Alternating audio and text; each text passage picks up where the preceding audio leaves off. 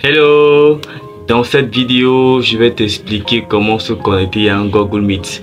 Google Meet, c'est la plateforme qui te permet de te connecter et suivre une conférence entrepreneuriale. C'est en même temps la plateforme qui te permet, toi en tant que leader, de te connecter et de pouvoir partager une formation, pouvoir partager une conférence pour présenter l'opportunité à des personnes, que ce soit à l'extérieur, que ce soit dans ton pays. Bref, tu pourras partager l'opportunité à plusieurs personnes au même moment à distance.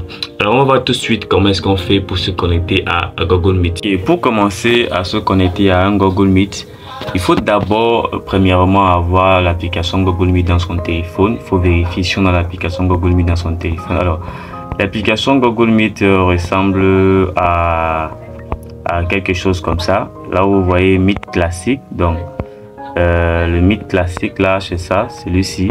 C'est ça que vous devez avoir d'abord dans le téléphone. Il faut d'abord avoir ça avant de pouvoir se connecter. Maintenant, si tu n'as pas cette application, tu peux la télécharger sur Play Store. Et tu vas aller par exemple sur Play Store comme ceci. Tu vas sur Play Store et tu vas donc chercher.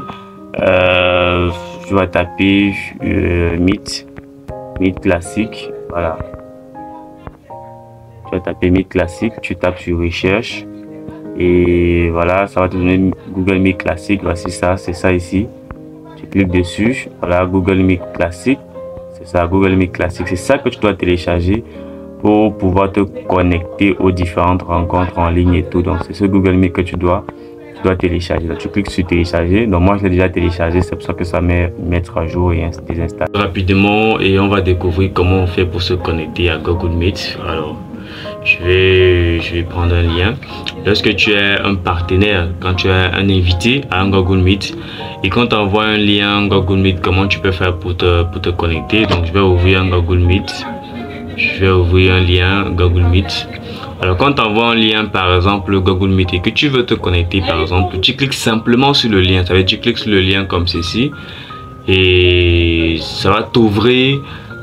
Si tu as plusieurs comptes Google dans ton téléphone, ça va te demander d'ouvrir avec un compte Google particulier, ou si tu as un seul compte, ça va directement t'amener sur la plateforme.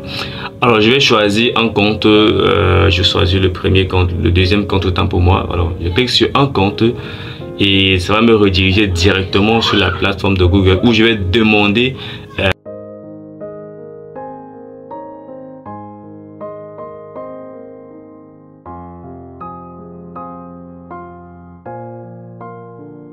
Bien, maintenant on va se connecter à Google Meet en tant que partenaire. Ça veut dire que je suis un leader et je veux lancer un séminaire en ligne avec Google Meet pour pouvoir partager l'écran, présenter l'opportunité à mes invités, à mes partenaires, ou alors je vais organiser une formation pour former mes leaders qui sont peut-être pas proches de moi ou qui sont à l'étranger et tout. Donc je vais organiser une formation sur Google Meet. Comment est-ce que je fais?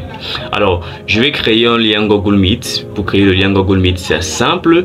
Je peux simplement revenir dans l'application. Je vais sur l'application Google Meet. Voici ça, Google Meet classique. Donc je vais cliquer sur Google Meet classique comme ceci.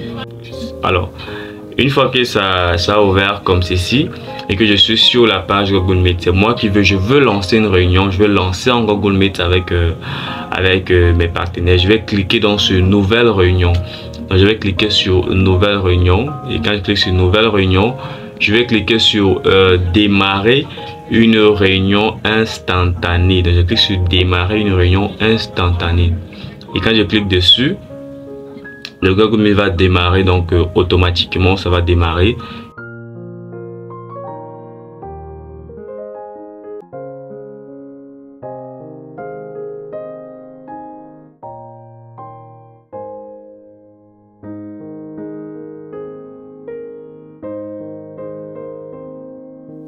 Ok, lorsque mon écran est donc partagé, si je veux faire passer une image, faire passer une vidéo, faire passer une présentation, je vais simplement dans ma galerie.